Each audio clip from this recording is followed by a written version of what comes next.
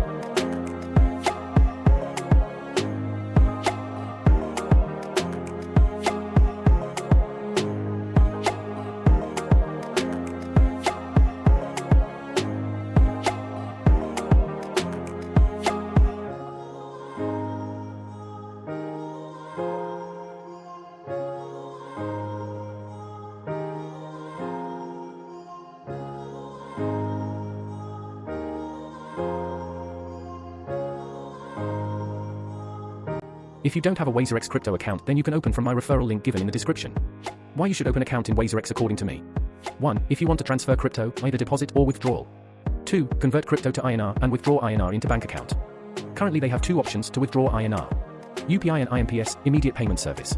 3. Currently CoinDCX doesn't support crypto transfers.